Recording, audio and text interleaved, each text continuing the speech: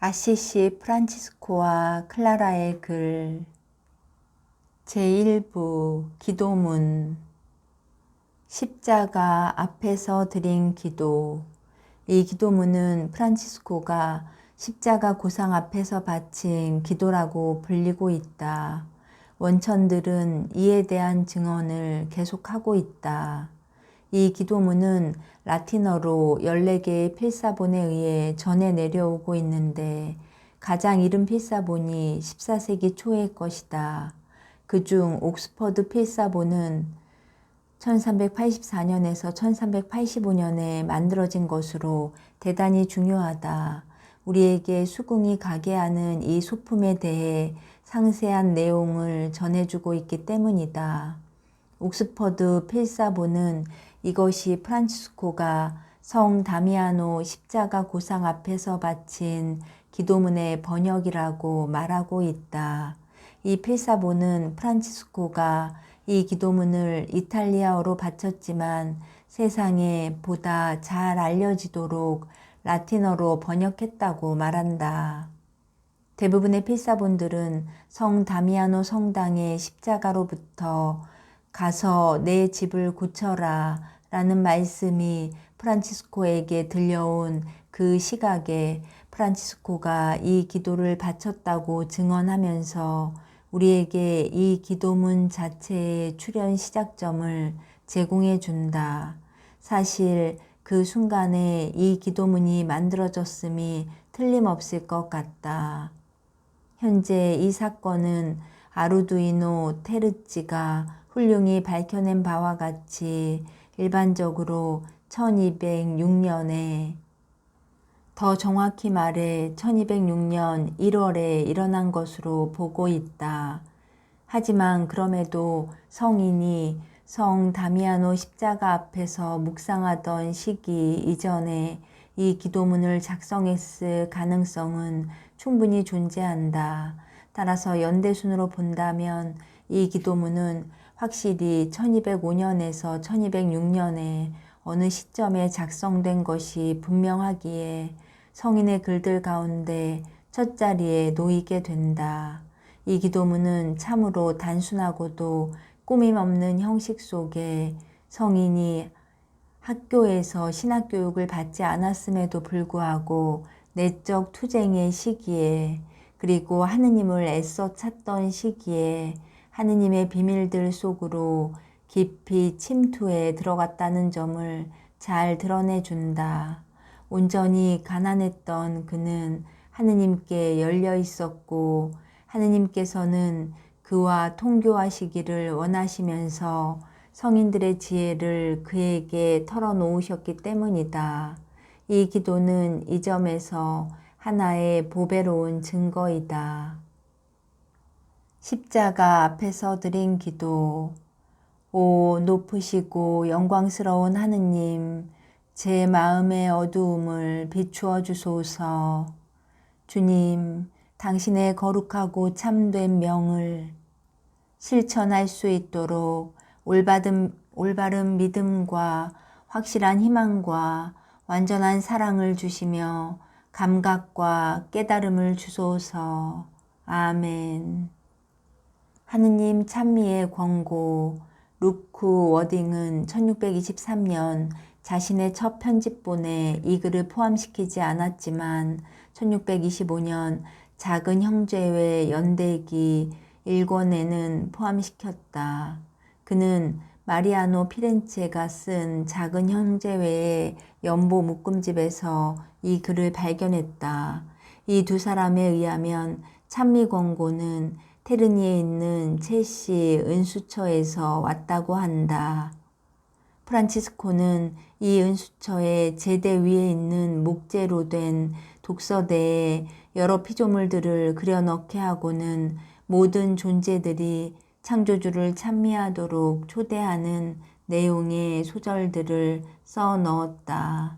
이 기도문이 언제 작성되었는지는 알 수 없다. 이 기도문은 챈토라 불리는 문학 형식을 지니고 있다.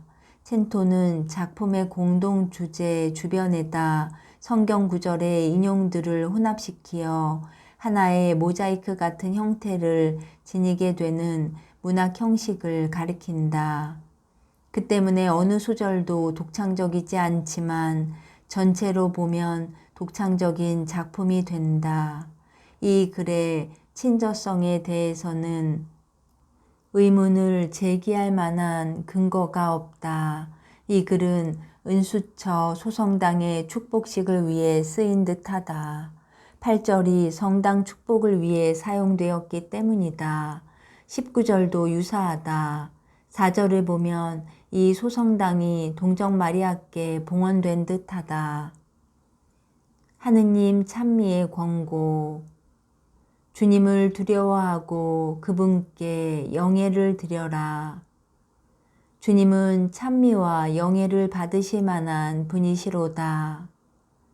주님을 경외하는 모든 이들아, 주님을 찬미하여라. 은총이 가득하신 마리아님 기뻐하소서. 주님이 당신과 함께 계시나이다. 하늘과 땅아, 하느님을 찬미하여라. 모든 강들아, 주님을 찬미하여라. 하느님의 아들들아, 주님을 찬양하여라. 이 날은 주님이 마련하신 날, 이 날에 춤들을 추자, 기뻐들 하자. 알렐루야, 알렐루야, 알렐루야. 이스라엘의 임금님, 숨 쉬는 것 모두 다 주님을 찬미하여라. 주님은 좋으시니 주님을 찬미하여라. 이 글을 읽는 모든 이들아, 주님을 찬양하여라. 모든 피조물아, 주님을 찬양하여라. 하늘의 모든 새들아, 주님을 찬미하여라. 모든 어린이들아, 주님을 찬미하여라. 총각들과 처녀들아, 주님을 찬미하여라. 죽임을 당하신 어린 양은 찬미와 영광과 영예를 받기에 합당한 분이시나이다. 거룩한 삼위이시며 나눔이 없으신 일체이시여 찬미 받으소서. 대천사 성 미카엘이시여 싸움에서 우리를 보호하소서. 복되신 동정 마리아께 드리는 인사. 이 기도문 역시 작성 시기를 알 수 없다. 토마스 첼라노는 프란치스코가 특별한 찬미들을 동정 마리아께 읊었다고 말하고 있다. 이 찬미가를 프란치스코가 포르지움 쿨라 성당을 재건하면서 홀로 지내던 시절과 연결 짓는 것은 쉽게 수긍이 간다. 보나벤투라는 프란치스코가 이 시기 포르지움 쿨라에서 지낼 때 성모 마리아가 그의 영적 생활의 영성자이셨음을 강조한다. 프란치스코가 우리 모친의 교회 옆에서 살 때 그는 은총과 진리가 충만하시며 말씀을 잉태하신 성모께 기도하면서 그녀가 자신의 변호자가 되어주시기를 끊임없이 또 눈물로써 애원했다. 그리고 마침내 자비의 모친의 중재 기도로서 복음에 참된 정신을 하사받았고 그것을 열매 맺게 했다. 프란치스코는 마리아를 교회가 되신 동정녀로서 인사하고 어머니 마리아의 태 속에 있는 예수님의 현존을 묵상하며 그러고는 덕들로 방향을 돌려 이 덕들이 자신의 마음 안에 쏟아부어져 자신의 신앙 없는 상태로부터 신앙 충만한 사람이 되기를, 또 이 덕들을 자신의 영혼에다 쏟아붓는 마리아의 덕들을 통하여 하느님께 충실하게 해달라고 기도한다. 복되신 동정 마리아께 드리는 인사. 귀부인이요 거룩한 여왕이시여 인사드리나이다. 하느님을 낳으신 분 거룩한 마리아이시여 당신은 교회가 되신 동정녀이시나이다. 하늘에 계신 지극히 거룩하신 아버지께서 당신을 뽑으시어 그분의 지극히 거룩하시고 사랑하시는 아드님과 보호자이신 성령과 함께 당신을 축성하셨나이다. 당신 안에는 온갖 은총과 온갖 선이 가득하였으며 지금도 가득하나이다. 하느님의 궁전이시여 인사드리나이다. 하느님의 장막이시여 인사드리나이다. 하느님의 집이시여 인사드리나이다. 하느님의 의복이시여 인사드리나이다. 하느님의 여종이시여 인사드리나이다. 하느님의 어머니시여 인사드리나이다. 그리고 거룩한 모든 덕들이여 당신들에게도 인사드리나이다. 성령의 은총과 비추심으로 믿는 이들의 마음에 당신들이 쏟아부어지면 하느님께 불충한 이가 충실한 이 되리이다. 덕들에게 바치는 인사, 이 글도 작성 시기를 알 수 없다. 지혜나 지식을 추구하는 것은 프란치스코의 글 전체를 통하여 뚜렷이 드러나는 주제이다. 이 글은 프란치스코의 기사도 정신을 잘 드러내주고 있다. 여왕이신 지혜, 귀부인이신 가난, 귀부인이신 사랑, 이런 호칭들은 바로 중세기의 기사나 음유 시인들이 즐겨 사용했던 단어들이다. 중세기 예술가들은 덕들을 귀부인으로 묘사하고 있다. 역시 종종 자매로서 묘사되기도 한다. 이는 덕들의 상호 연관성을 보여주기 위해 중세기 신학자들이 사용한 은유법이다. 덕들의 상호 연관은 바로 성경에서 찾아볼 수 있다. 예를 들어 잠언 11장 2절은 이렇게 말한다. 겸손한 이에게는 지혜가 따른다. 덕들에게 바치는 인사, 여왕이신 지혜여 인사드립니다. 주님께서 당신의 자매인 거룩하고 순수한 단순성과 함께 당신을 지켜주시기를.